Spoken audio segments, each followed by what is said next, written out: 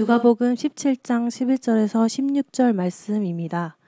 예수께서 예루살렘으로 가실 때 사마리아와 갈릴리 사이로 지나가시다가 한 마을에 들어가시니 나병 환자 10명이 예수를 만나 멀리 서서 소리를 높여 이르되 예수 선생님이여 우리를 불쌍히 여기소서 하거늘 보시고 이르시되 가서 제사장들에게 너희 몸을 보이라 하셨더니 그들이 가다가 깨끗함을 받은지라.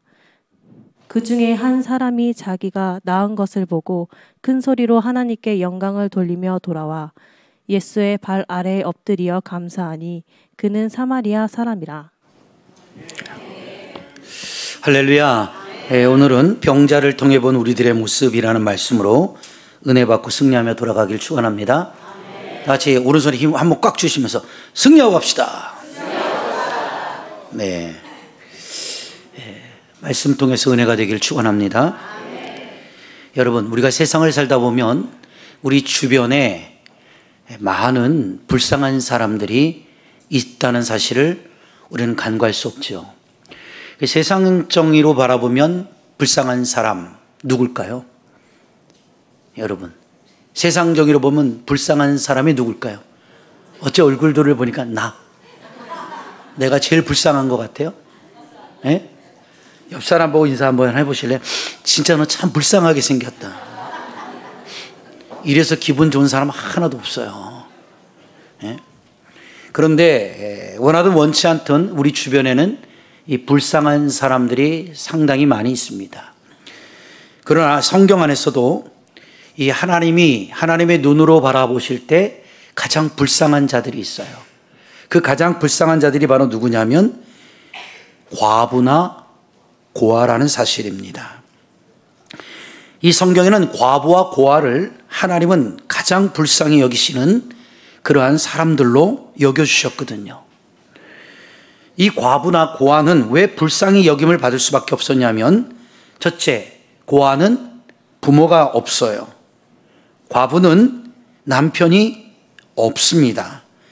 그래서 사회적으로나 법적 보호자나 후원자가 없는 사람들을 일컫는 말이다, 이렇게 기록이 되어 있습니다. 그래서 이 고아라는 말은 히브리어로 볼 때 이게 야톰입니다. 야톰. 이걸 직역하면 홀로 있는 사람, 그래서 부모 없는 외로운 사람, 이렇게 표현되어 있어요. 야톰 이렇게 표현했고요. 이 과부라는 말은 히브리 말로 알마나라고 표현했는데 사별한 사람, 남편과 어떻게 돼요? 사별을 했어요. 혹은 버림을 받거나 홀로 남은 뜻을 의미한다. 그래서 이 고아와 과부는 어찌됐든 간에 홀로 남은 사람을 말하는 거예요. 여러분은 인생을 살면서 홀로 돼 보신 경험이 있나요? 없죠. 여러분에게는 부부라는 짝이 있고 또 부모와 자식이라는 짝이 있고 이런 짝이 있잖아요. 이 짝이 있는 사람은 홀로 있다라는 그 외로움을 경험해 보지 못하는 것입니다. 그런데 이 홀로 있는 고아나 과부는 태어날 때 부모님을 어떻게 돼요? 잃어버린 겁니다. 또 과부는 원치 않게끔 남편과 사별한 경우로 표현을 하고 있습니다. 근데 요즘 사람들은 이 커플로 이렇게 많이들 앉아 계세요. 근데 참 신기하게요, 커플로 사는데 혼자 사는 느낌인 거예요. 솔직히 한번 우리 신앙 고백하는 마음으로, 나 요즘 무지하게 외롭다. 한번 손 들어보세요. 왜? 손 들면 집에 가서 또 부부싸움 할까봐? 네. 여러분, 같이 있으면서도 외로운 거예요. 같이 살면서도 외롭고요. 왜 그럴까? 요즘 현대 시대가 너무 개인주의화가 되었기 때문에, 이기주의화가 되기 때문에 가족이라는 이름은 있는데, 부부라는 이름은 있는데, 부모와 자식이라는 이름은 있는데 사는 것이 외롭단 말이에요. 그래서 여러분들이 왜 살아가는데 이렇게 힘들어 보이는 줄 알아요? 여러분들이 성경을 통해 보면 영적 고아하고 영적 과부가 너무나 많기 때문에 그래요. 그래서 오늘 본문에 대한 사건이 고아와 과부를 하나님이 이 불쌍히 여겨주시거든요. 성경에 보시면 신명기 24장 이 17절에 보시면 이 고아와 과부를 정의 내리고 있어요. 너는 객이나 고아의 송사를 억울하게 하지 말며 과부의 옷을 전당 잡히지 마라, 이렇게 나와 있습니다. 그래서 이 19절 밑으로 내려가 보시면 애굽에서 종되었던 일과 내 하나님 여호와께서 너를 거기서 속량하신 것을 기억하라. 이러므로 내가 내게 이 일을 행하라 명령하노라. 내가 밭에서 곡식을 벨 때에 한 묻을 밭에 잊어버렸거든 다시 가서 가져오지 말고 나그네와 고아와 과부를 위하여 남겨두라. 그리하면 내 하나님 여호와께서 내 손으로 하는 모든 일에 복을 내리시리라. 할렐루야. 그러니까 하나님께서는 누구를 불쌍히 여기세요? 나그네 된 자, 고아된 자, 과부된 자, 이러한 사람들을 외면하지 않고 돌아보면 네가 그들을 돌아볼 때 하나님께서 내 손으로 하는 모든 일에 복을 주신다고 그랬어요. 그러니까 우리의 삶이 복을 받으려면 뭔가를 받으려고 하는 믿음이 아니라 주는 은혜부터 시작된다는 걸 여러분이 아셔야 되는 거예요. 그래서 사회적인 약자를 돌아보는 것이 사실상 기독교인들의 의무가 되어야 됩니다. 여러분들이 이 세계로 중앙교회가 앞으로 하나님께 복을 받으려면 내 교회와 내 교인만 챙기는 이기주의적인 교회가 아니라 우리 주변에 흩어져 있는 나그네 된 자, 고아된 자, 과부된 자들이 있다면 여러분들이 예수 이름으로 그 사랑을 베풀 수 있는 따뜻한 그리스도의 마음을 가져야 한다는 것입니다. 그것이 바로 하나님이 보실 때 복 받을 수 있는 조건이 되는 거예요. 그래서 성경은 주는 자가 복이 있다 그런 겁니다. 근데 저와 여러분은 솔직히 주는 거는 너무 아까워해요.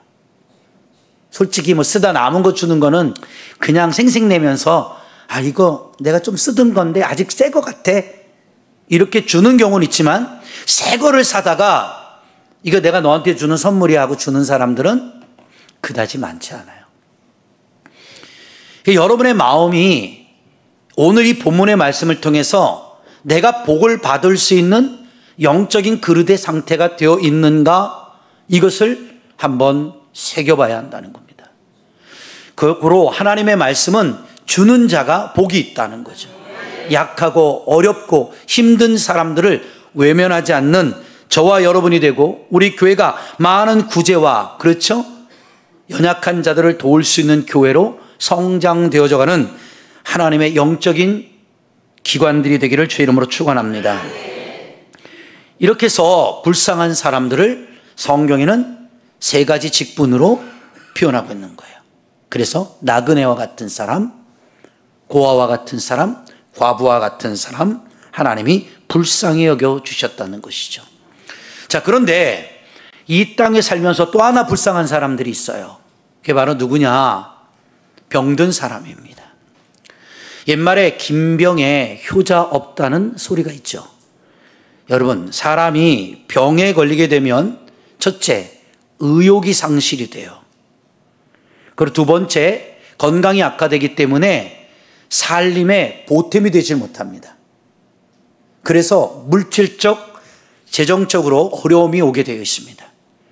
이 병환이 깊어지면 세 번째, 가족 간에 어떻게 돼요? 불화가 생겨나요. 네 번째, 이 병이 깊어지면 어떤 일이 생겨나죠? 본인의 삶이 영육 간에 피폐해지게 되어 있습니다. 그래서 어떻게 보면 나그네도 고아도 과부도 불쌍한 존재이기도 하지만 병든 자 또한 불쌍한 사람 가운데 한 명이라는 거죠. 그래서 아마 예수님은 하나님의 마음이 사랑이시기 때문에 이 땅에 오셔서 제일 많이 만나주시고 제일 많이 다가가 주시고 제일 많이 기도해 주신 사람들이 누굴까? 바로 병든 자라는 거예요. 그래서 예수님이 이 땅에 와서 뭐예요? 병든 자를 고치셨다 그랬다. 오늘 이 가운데도 혹시 병으로 인해 고통받는 분이 계신다면 예수님을 만남으로 인하여 그 병이 치유되는 역사가 있기를 주 이름으로 축원합니다. 그 병은 육신적인 질병도 있지만 보이지 않는 심적 마음의 질병도 있다는 것이죠. 오늘날 사실 이 육적인 질병은 좋은 의사를 만나고 잘 수술을 하고 좋은 약을 먹고 좋은 음식 먹고 좋은 생활을 하면 회복이 빠를 수 있어요. 그런데 요즘 현대인들은 육적인 질병보다 이 마음의 질병이 더 커요. 마음들이 다 망가져 버렸어요. 그래서 이 마음의 병을 고칠 수가 없어요. 그래서 사람들은 이렇게 말해요. 야, 너 복 받으려면 마음보 곱게 써 그러잖아요. 그러니까 마음보가 있단 말이에요. 마음에도 이 보재기가 있다고. 그 마음을 여러분들이 아름답게 사용할 때 복이 온단 말이에요. 옆 사람 보고 인사 한번 해보세요. 참 마음이 아름다우십니까? 한번 물어보세요.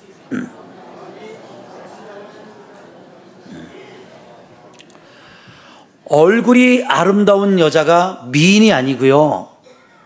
살다 보니까요, 마음이 아름다운 여자가 미인이에요.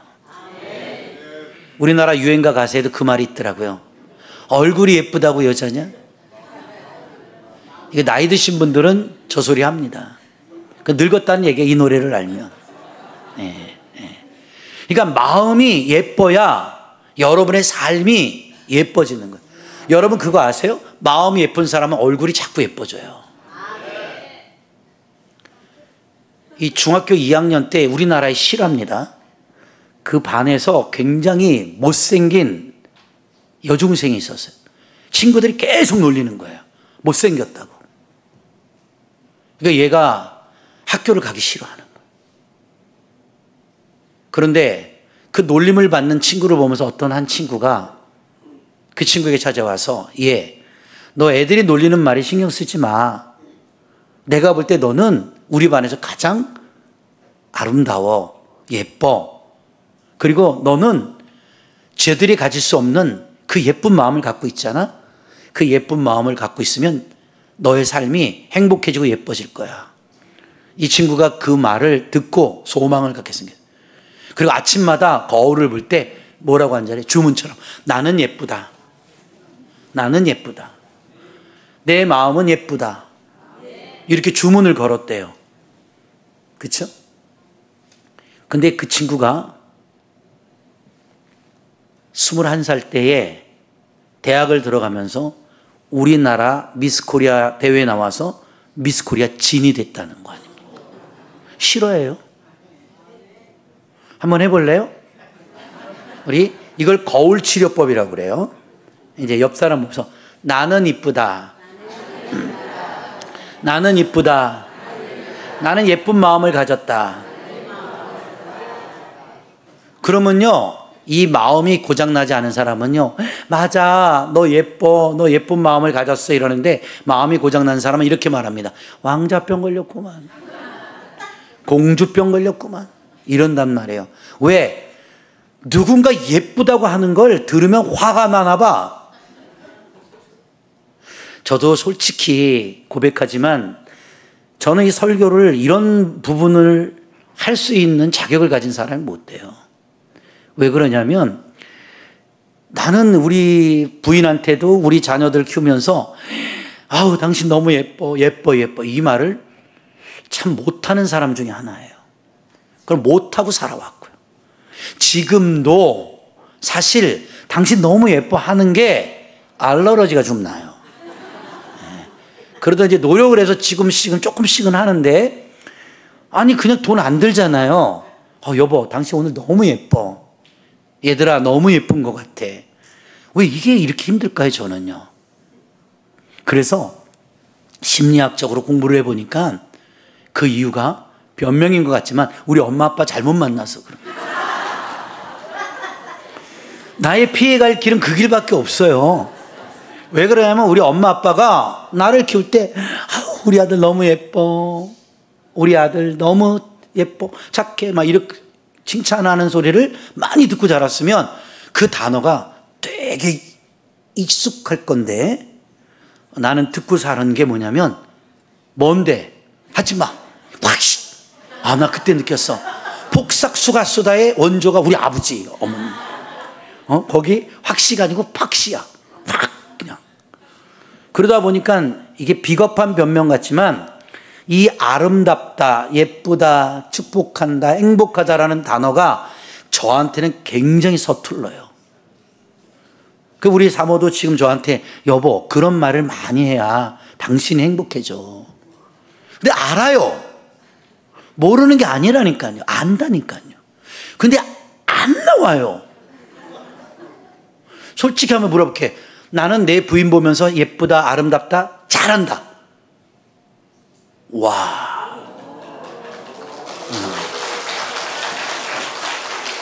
이분들은 부모님 잘 만난 거예요. 부모님 잘 만난 거예요, 부모님. 근데 어떻게 부인들의 얼굴은 아닌 것 같은데? 남자들이 혹시 착각하고 있는 건 아닌지 모르겠어요. 그런데 우리가 살다 보니까 이게 뭐냐면 말에 인색한 거예요. 마음은 아닌데 말이 너무 인색한 거예요.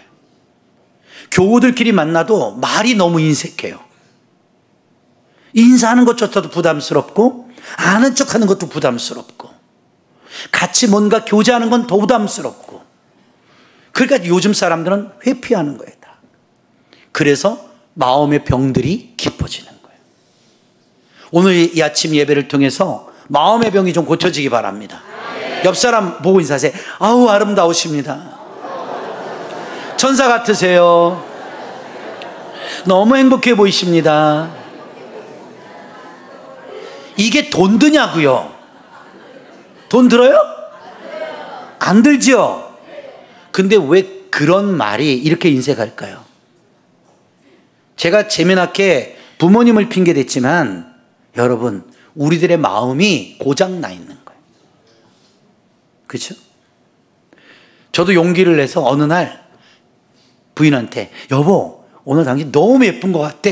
그 한마디가 우리 사모님 정말 이렇게 되더라고. 정말 이렇게 되더라고. 근데 그거를 매일 해주면 좋을 텐데 1년에 한 3번 해주거든.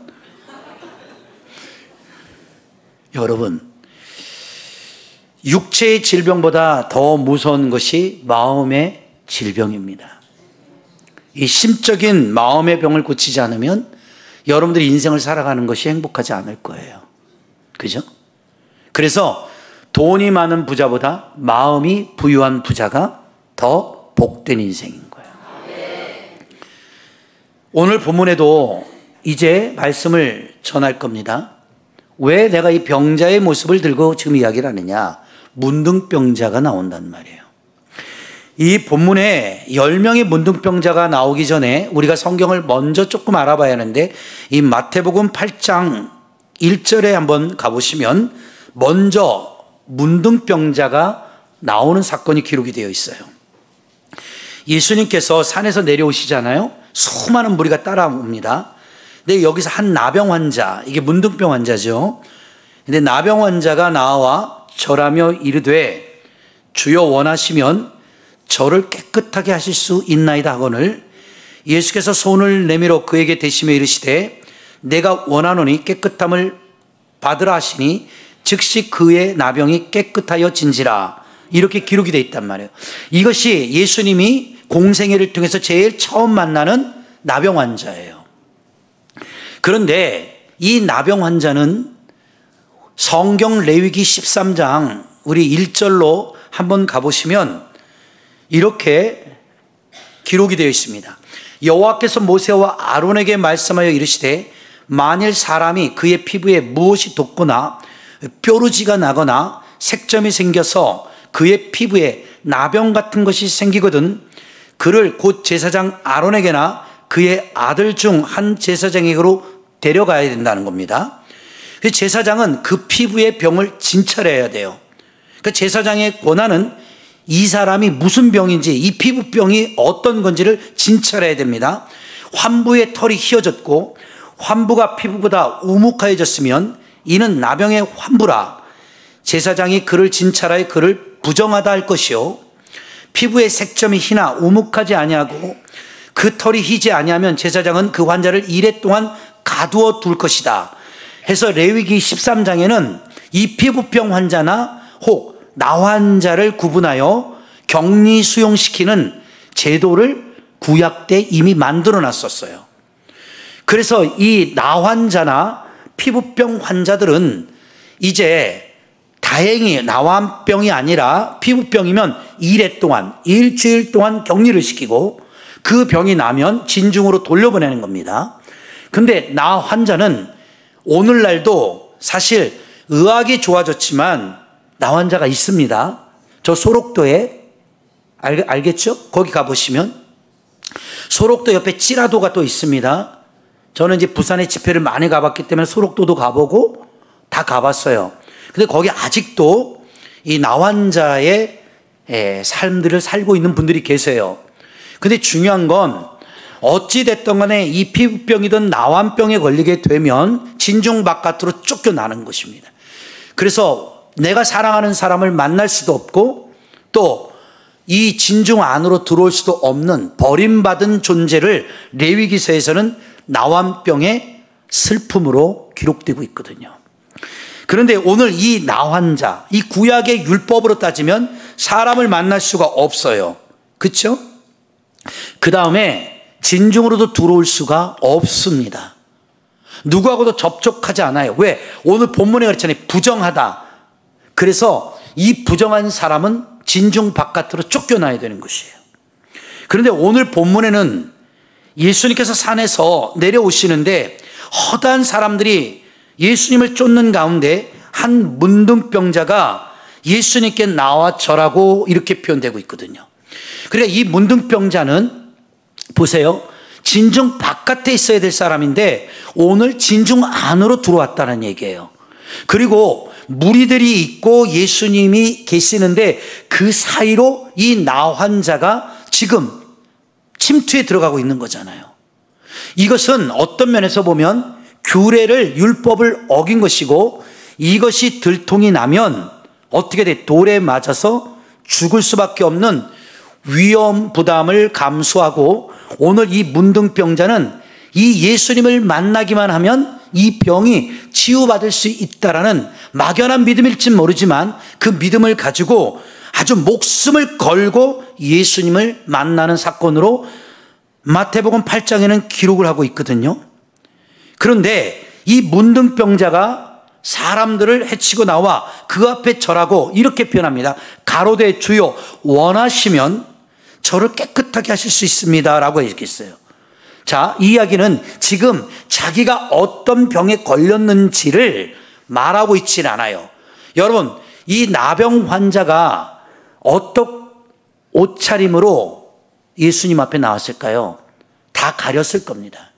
자기의 환부를 다 가리고 눈만 내놓고 사람들에게 들통나지 않기 위해서 예수님 앞에 오늘 무릎을 꿇었다는 것이죠.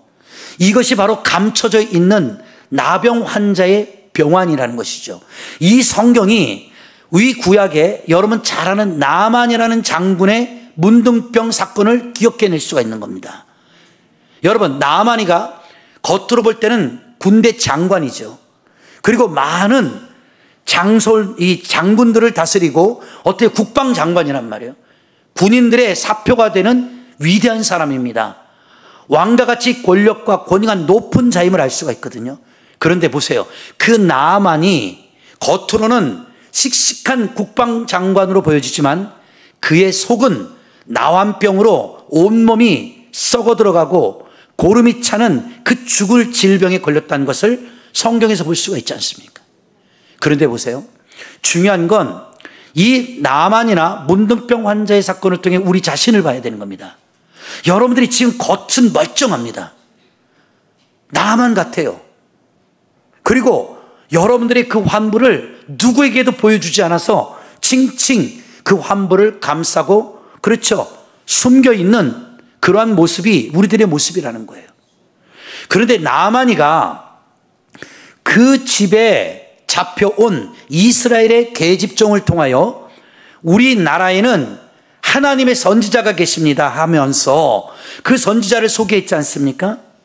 그리고 나서 그 선지자를 만나러 갔지만 그 선지자께서는 나아만에게 딱 한 가지만 요구하십니다. 돈을 요구한 게 아니에요. 뭐라고 그랬어요? 요단 강가로 가서 당신의 옷을 다 벗고 요단 강물에 몇 번이요? 7번 담그고 나오시라는 명령을 내리는 겁니다.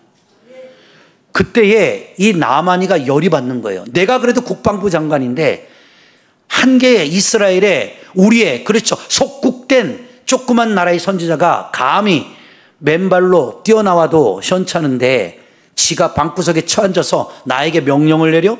열이 받았죠. 야, 우리나라에도 좋은 강이 없더냐? 가자. 내가 가서 군대를 일으켜 이스라엘을 내가 안 되겠다 쳐야겠다. 왕에게 내가 말하겠다. 오늘의 이 수욕과 수치를 내가 가만두지 않겠다 하고 가잖아요. 돌이켜 말고비를 돌려서 이제 돌아가는데 그 밑에 장수 하나가 뭐라면 장군님, 그래도 여기까지 왔는데 그래도 하나님의 선지자가 하시는 말씀을 우리가 외면하지 말고 믿자야 본전이 한번 들어갔다 와봅시다. 그랬더니 또 그 얘기를 듣고 그래 그럼 한번 해보자 하고 요단강 앞에 도달하죠. 나아만이가 갑옷을 벗기 시작합니다. 그때에 그 옆에 있던 보좌관들이 깜짝 놀랐을 겁니다. 우리 장군님께서 저렇게 몸이 썩어 들어갈 때까지 아픈 환부를 감추고 있을 거라고는 생각도 못했겠죠. 이게 무슨 뜻인지 알아요? 하나님 앞에 치유받는 사람의 특징은요, 자기 자신을 감추는 게 아니라 자기 자신을 그대로 드러내는 거예요. 자기의 죄가 무엇이고 자기의 허물이 무엇인지를 용기 있게 드러나는 자에게 하나님이 은혜를 주신다는 거죠. 그래서 정말 온 옷을 벗고 그 벌거벗은 몸으로 썩어가는 몸뚱아리를 자기 보좌관들에게 보였을 때에 자기의 어때요? 위치, 신분, 어떤 자존감, 이것이 다 까발려지는 시간이에요. 여러분, 예배를 통해서 은혜 받을 때 어느 때 은혜 받는 줄 알아요? 여러분의 자기 자신이 까발려져야 된다고요. 자기 자신의 그 부족함이 폭로가 돼야 되고 자기의 연약함이 드러나야 되는 거예요. 그런데 저와 여러분들이 하나님 앞에서 치유받지 못하는 이유가 뭔지 알아요? 교회를 제가 그랬잖아요. 30년을 다녀도 치유받지 못하는 이유가 감추고 다니는 거예요. 감추고 다니는 거. 여러분, 변화산 사건을 통해서 아들의 귀신 들린 병을 고칠 때도 보세요. 마지막에 가서 예수님이 까발리시잖아요. 폭로시키잖아요. 할 수 있거든이 무엇이냐? 믿는 자에게는 능치 못함이 없다 하면서 너의 믿음 없음을 하나님이 폭로시키잖아요. 그때 그 아버지가 그때서야 고백하죠. 주여, 내게 믿음이 없음을 불쌍히 여겨달라고 하는 거예요. 하나님 앞에 은혜 받는 거는요, 내 자신을 숨길 때 은혜가 오는 게 아니고요, 내 자신을 드러낼 때, 용기 있게 내 자신을 하나님 앞에 내놓을 때, 나의 수치와 나의 허물이 창피하고 부끄럽지만, 나의 믿음이 없음이 부끄럽지만, 내가 솔직히 믿음이 없다는 걸 인정하고 시인하고 고백하는 그 은혜가 주어질 때 여러분에게 하나님의 치유가 임재한다는 겁니다. 그게 은혜거든요. 여러분들이 어느 때까지 도망 다닐 겁니까? 어느 때까지 회피할 거예요? 어느 때까지 감출 겁니까? 내가 개인적으로 만나봐도 진짜 믿음 없는 사람들 많아요. 근데 목사님이 대놓고 당신 정말 믿음 없네? 이런 교회 안 나올걸요? 근데 마장로님 정도 되면, 마장로님 믿음이 떨어졌어, 똑바로 정신 차려요. 그러면 아멘! 하고 회개하는 게 믿음 있는 거예요. 옆 사람 보고 한번 폭로해 보세요. 당신 진짜 믿음 없지? 한번. 이럴 때 막 속상하고 기분이 언짢으면요, 그게 영적 나병에 걸린 거예요. 그게 영적 나만이에요. 감추고 있잖아요. 그리고 사람들 앞에 와서는 믿음 되게 좋은 척하죠. 은혜로운 척하고 속은 다 썩어 들어가고 있는. 문둥병자가 오늘 예수님을 만난 목적이 뭐예요? 나의 썩어가는 이 몸뚱아리를 저분만이 치유할 수 있다는 그 믿음 아닙니까? 근데 그 믿음을 어떻게 돼요? 이렇게 표현하는 거예요. 절하면서 가로되 주여 그랬단 말이에요. 이거 헬라 원어로 보면 큐리어스라는 단어 쓰거든요. 여기서 끝난 거예요, 이미. 여러분, 주여라는 단어는요, 아무나 쓰는 게 아니에요. 믿음을 갖고 하나님의 아들임을 인정하는 자가, 이 히브리 말로는 아도나이, 헬라어는 큐리어스, 이 주여라는 말은 한자로 보면 주인 주자잖아요. 당신이 나의 주인이시고, 믿습니까? 여기서 이미 주님의 치유의 역사가 일어나는 거예요. 그래서 여러분들이 그냥 입으로만 주여 주여 하는 게 아니에요. 주여라는 건 진정한 믿음의 고백이 있는 자에게 나타나는 믿음의 현상인 거예요. 한번 따라해 볼래요? 주여! 그래서 여러분, 힘들고 어렵고 좌절과 절망에 이러한 인생을 살아갈 때 여러분들이 누구를 찾아야 돼요? 주여를 찾는 거예요, 주여. 그래서 대한민국이 그만큼 잘 된 게 뭐냐면 어느 나라가도 부흥회를 해도요, 주여가 없어요. 우리 나라만 다 같이 두 손 들고 주여 삼창하시고 통성으로 기도하겠습니다. 우리나라만 그래요. 주여 주여 주여 이렇게 기도합니다. 이러니까 치유가 안 하는 거예요. 한번 우리 두 손 들고 주여 삼창 한번 해볼래요? 시작. 주여 주여 주여. 이 단어에는 여러분이 100마디로 표현하지 않아도 하나님의 은혜가 다 들어가 있는 거예요. 하나님의 은혜를 구하는 그 절실함이 들어가 있는 거란 말이에요. 그래서 주여 그러잖아요. 주여.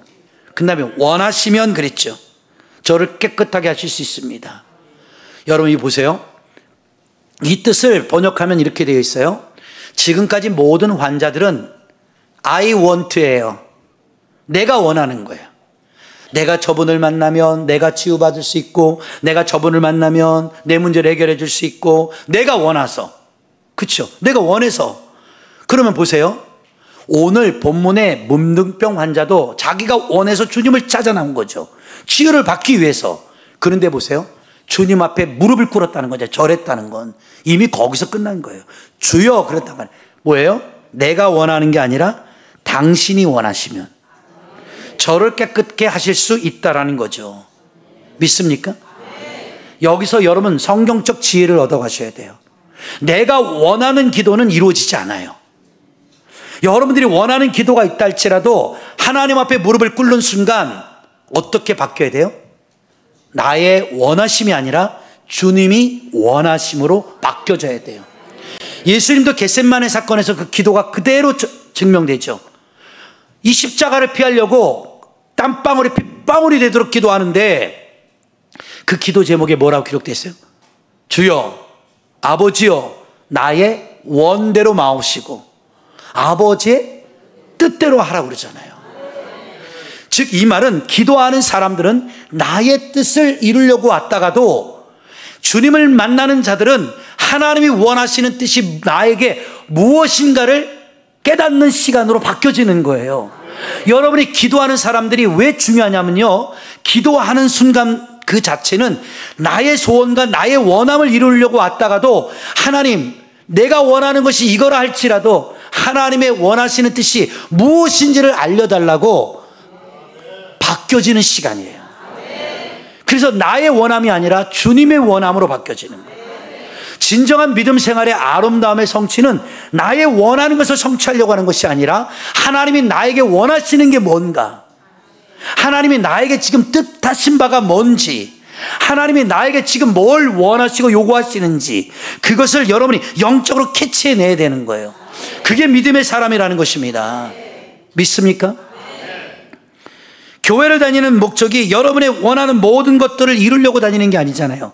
부귀 영화를 이루고 여러분의 자녀들이 입신양명되어지고 여러분들이 영육간에 건강하는 그러한 세속적인 영적 육적인 이런 것들만 원하는 것이 아니라 하나님을 만나고 하나님이 원하시는 뜻을 찾아가는 그 지혜를 얻는 것이 바로 오늘 본문의 사건을 통해 주시는 하나님의 은혜가 있다는 겁니다. 그러니까 여러분이 예배당에 나왔잖아요. 목사님 만나러 나온 거 아니라니까요. 주님을 만나러 나왔고 그 만남을 통해서 주님 앞에 무릎을 꿇고 내가 원하는 것을 이루기를 원하는 마음이 있을지라도 기도 중에 말씀을 듣는 중에 하나님이 원하시면 그러잖아요. 이 모든 주권을 보세요. 나에게서 주님께로 이양시키는 사건입니다. 내가 원하는 것은 뭐예요? 내 병 낫기를 원해. 그럼 내가 원하는 주권을 갖고 있다면 나를 치유해 주세요. 이렇게 말할 수 있지만 오늘 이 문둥병자는 그 주권을 자기에게서 주님께 권리를 이양시키는 겁니다.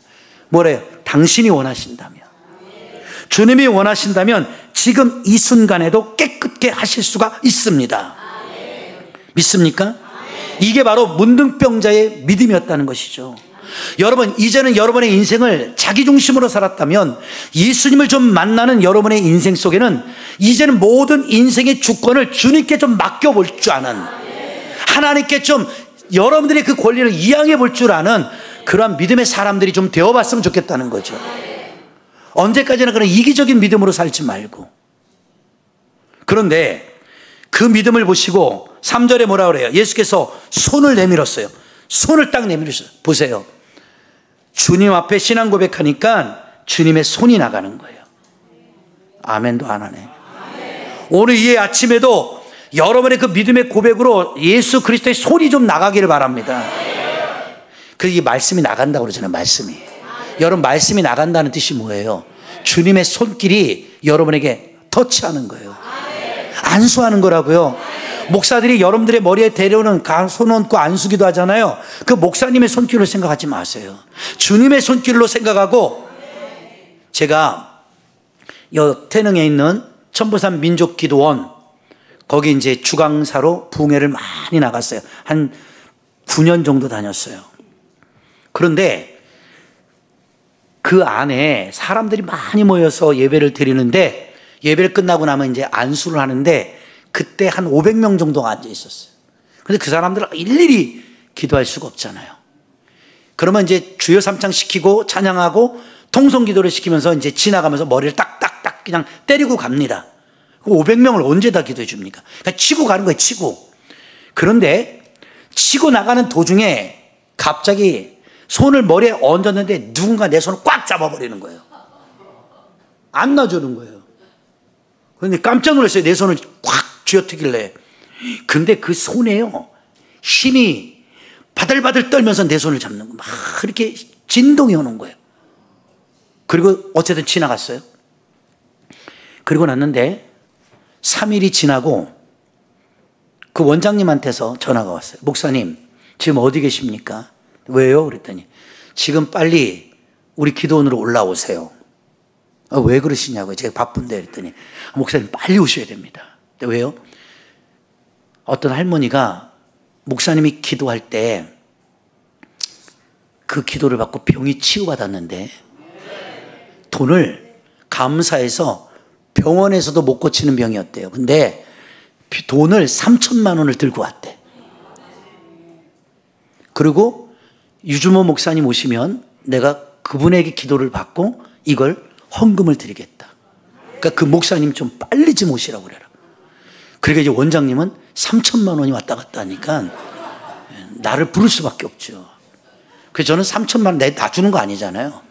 그 할머니가 나를 기다린다니까 할 수 없이 집회를 끝마치고 7시에 찾아갔어요. 그랬더니 그 할머니 한 분이 휠체어에 앉아 계시더라고요. 난 그때 처음 봤어요. 근데 무슨 병이냐면 무슨 코끼리 병이래요. 다리 하나가 코끼리만 해요. 부어가지고. 근데 이거는 수술도 하기가 어렵대요. 근데 이 할머니가 휠체어에 앉아 있는 이유가 뭐냐면 발을 디디면 이 고통이 어마어마하게 온다는 거야. 그래서 휠체어를 타고 아들이 이렇게 밀어줘가지고 오는. 근데 그 아들들이 그렇게 부자더라고. 그래서 뭐 병원 다 다녔는데 못 고쳤다는 거야. 근데 신기하게 그날 기도를 받고 그 할머니가 처음으로 발바닥을 땅에 튀었는데 안 아프더래. 할렐루야. 그래갖고 할머니가 그 휠체어에서 탁 일어나면서 목사님 보세요. 저 이제 걸어요. 근데 눈물이 핑 돌더라고. 그래서 여쭤봤어. 어떻게 된 거야? 했더니 그날 목사님 지나가실 때 손 꽉 잡은 사람 있었죠. 예. 저예요. 할머니래. 할머니셨어요? 그때. 예. 했더니 그때 자기가 이 병이 너무 낫고 싶어서 주님을 사랑하는 마음으로 꽉 붙잡았대.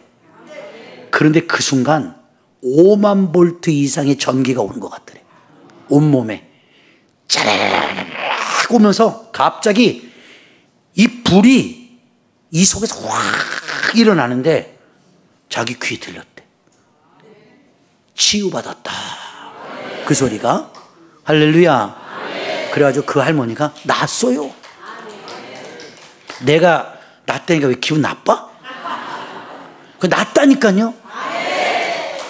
그러니까 여러분, 내게 능력이 있는 게 아니죠. 나는 그냥 치고 간 거야. 근데 그의 원함이에요. 그가 주님을 향한 그 뜨거운 원함이 하나님의 종의 손길을 통해서 치유의 광선이 임한 겁니다.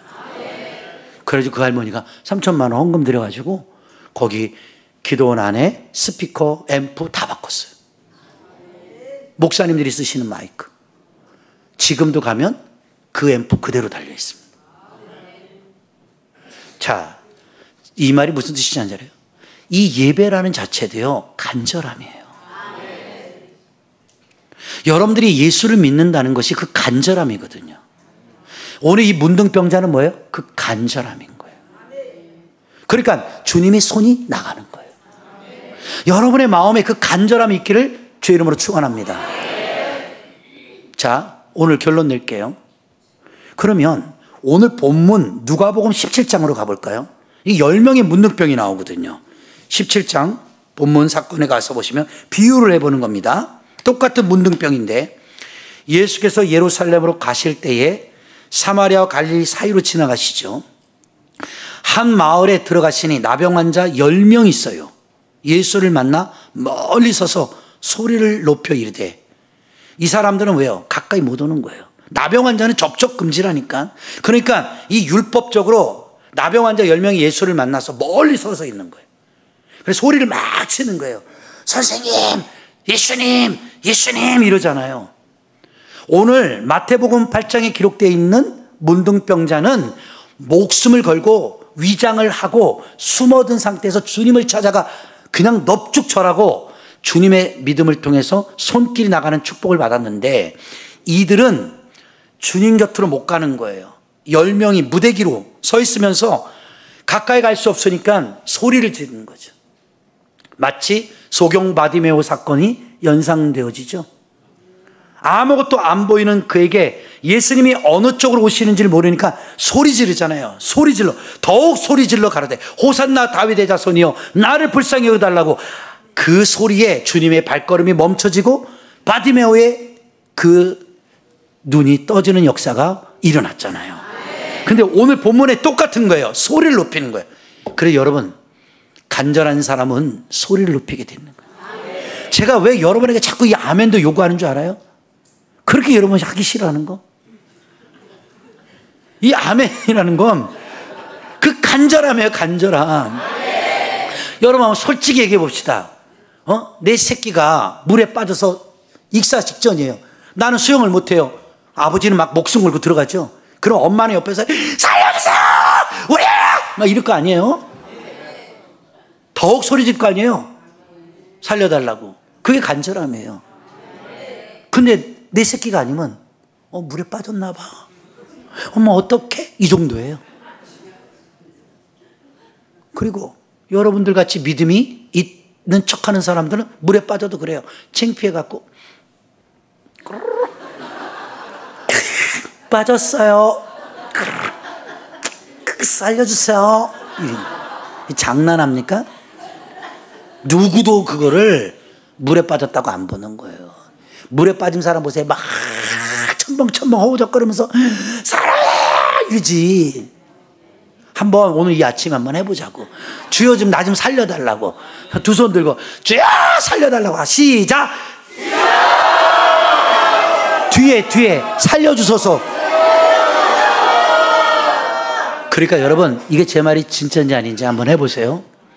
내 자식이 어려운 가운데 있습니까? 내 사업이 어려운 가운데 있습니까? 내 인생이 어려운 가운데 있습니까? 정말 진심으로 해요. 주님, 큰 소리 안 해도 돼요. 내 자식을 믿음으로 살려주십시오. 주님, 내 인생을 살려주십시오. 간절히 7번만 외치면요, 눈물 나요. 그 간절함 안에는 눈물이 나오게 돼 있어요. 하나님이 오늘 이 두 문둥병자의 치유 사건을 통해 우리에게 요구하는 건 딱 하나거든요. 간절함이에요, 간절. 여러분에게는 그 간절함이 없는 거예요, 간절함이. 그런데 본문 말씀에 뭐라고 기록이 되어 있는 거죠? 소리를 높이잖아요. 우리를 불쌍히 여겨달라고 하죠. 예수님이 봐봐요. 소리 지르니까 딱 서서 보시잖아요. 그러니까 소리 지르면 주님이 멈춘다니까. 그러니까 그냥 입 다물고 기도하지 마. 좀 소리 좀 내. 쥐야 이러고. 또 이런 거 싫어하는 사람은 우리 교회 왔다. 이거 광신적이야 너무. 무서워 야. 사람들이 막 주서 어우 무섭다 야. 어떤 사람은 막 이상한 소리 해야 돼 막. 이단인가 봐.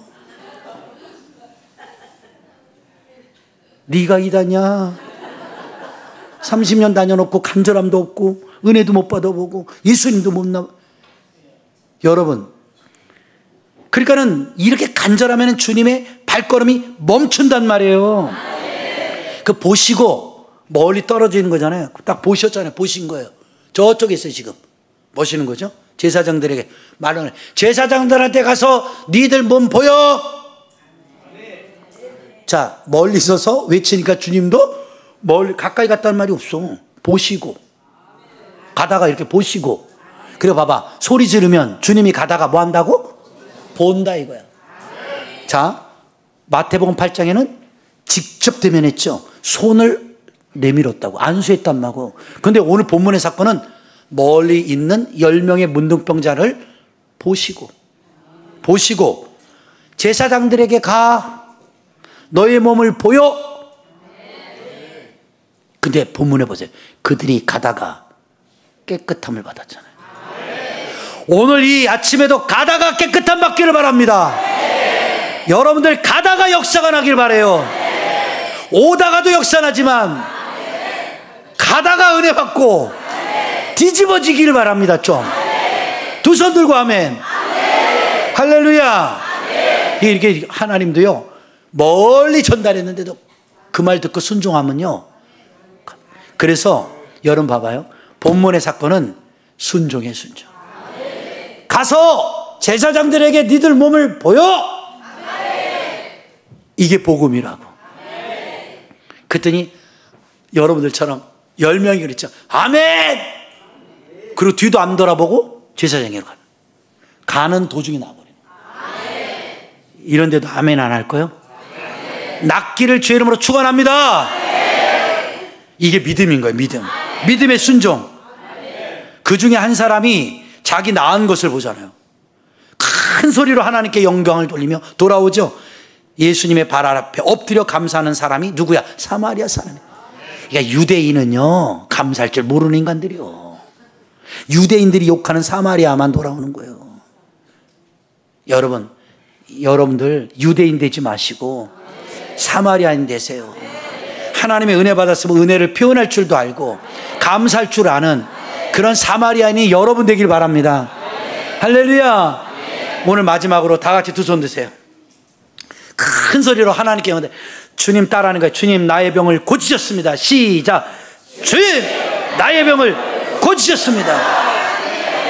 할렐루야. 가다가 치유받기를 축원합니다.